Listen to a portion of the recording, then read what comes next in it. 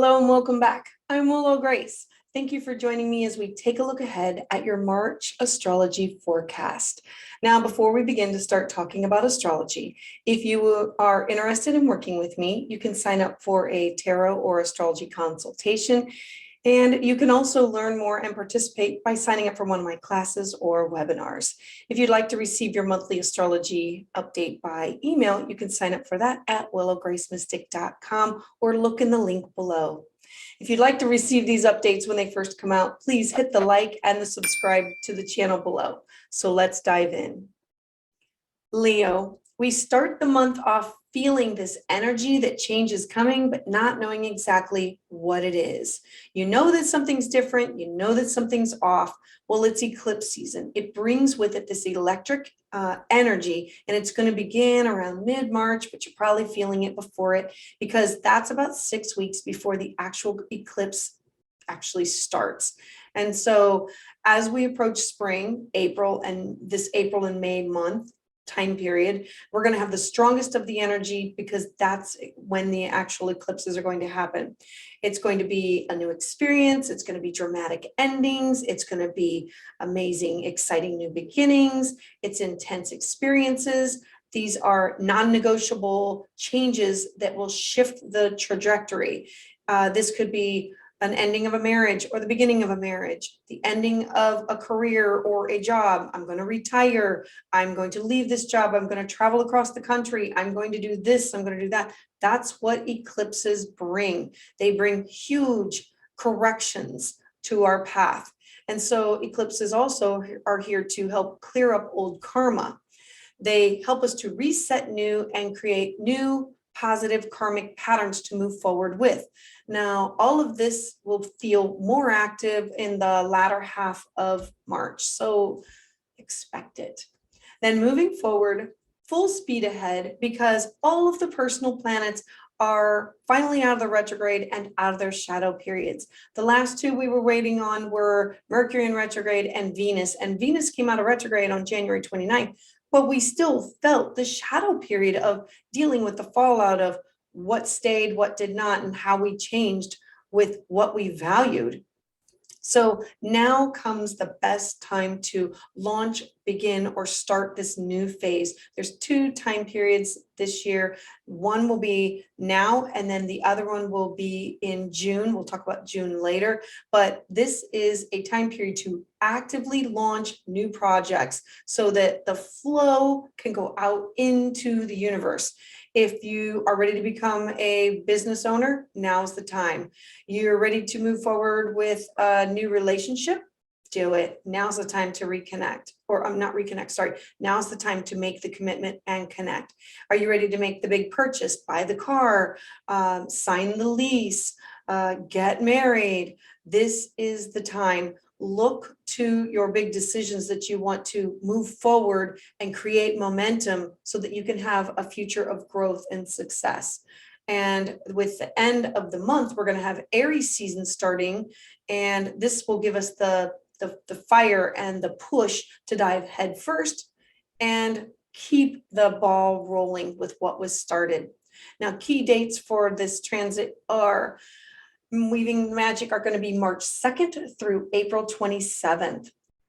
So let's take a look at the 3 houses that are magnified because of so much planetary action happening in them. And for you, Leo, they're going to be your 6th, 7th, and 8th. So let's start off with your 8th. Your 8th house is it's about combined income. It's about shared resources. It's things that you have together with other people. It's contracts that have been signed. It's money that comes into you. It is legacies, wills, child support. It is marital agreements. So that house has the sun, the sun and Jupiter and Neptune. The sun is illuminating that house, saying we need to pay attention to this. And we need to use our intuition and our gut instinct. Jupiter is expanding this, so it becomes a win, a happy win-win.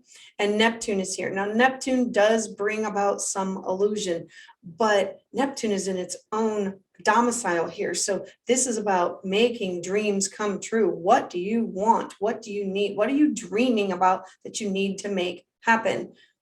The windfall of.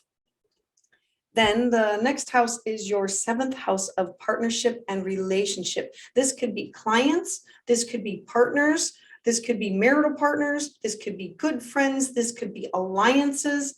So you have Saturn and Mercury here. Saturn says you want to build upon a relationship here, then we need to talk. We need to communicate. We need to make sure that our words are being said and that they're heard and that they're understood. In order for Saturn to be happy, Saturn wants longevity. Saturn wants a solid foundation for anything that's built here to last over a longer period of time. And then the last, we have the cosmic lovers, Venus and Jupiter. Now, Venus and Jupiter, they're in your 6th house. And for you, that is your daily work, your health, and your pets. So this is your social, emotional, physical, spiritual well-being. Now, Venus is here. Venus is what you love, who you love, and loving yourself from within and out. Mars is going after what do you want. And Pluto strips everything and says, we need to start this all anew and a creation of something that can be built together. So the cosmic lovers using their energy to rework some magic in this house for you, whether it's your exercise program or finding a tribe that you can work with or finding a practitioner, becoming the practitioner. All right, so let's talk about dates. On the 18th, you're going to have a full moon in your Virgo house, and your Virgo house for you is your 2nd house. This is a beautiful full moon, so it's going to illuminate something that has to do with your cash flow, your personal finances, things that you personally love and value, and these can be your feelings, your self-worth, your cash, your property. The full moon will be revealing some things that are here. Take note of it. It will be endings and closures in order to start fresh on the next cycle. Then so let's talk about the squares. On the 19th, you're going to have a Venus square Uranus. Remember, your Venus is in your house of, it's your daily work and your health, but it's combined. It's not your career, but it's your going to work and what are you doing to balance your work and your health and your career, and or pets are here. And so Venus is here, what you love, who you love, and it's going to come into some kind of a conflict with your job, your career, something at the top of your chart. This could be your public life, your goals, your ambitions. There's going to be some kind of a conflict. And then the next day on the 20th, Mars is going to pick up where Venus left off because Venus identifies it. Mars is the one who's going to go and fight for it. And so there's going to be some kind of, remember, squares are tension points where something has to give, and it's to create a friction. Also on the 20th, it is Happy New Year because we are ready to start a new astrological cycle. It is Aries season. So Aries, and that is in your 9th house of travel, foreign people, foreign things, writing, education, diving deep into it. And this is you setting new intentions to you should make a vision board. You should do something that you could use this energy with this March 2nd to April 27th plan to move forward with, because it is starting anew. Then, okay, let's talk about around that time, because the sun is going to shift also. So the sun is going to shift from your shared resources house. Remember, it's illuminating what is yours, what is mine, what is ours together, and contracts that we have together, or you with somebody else.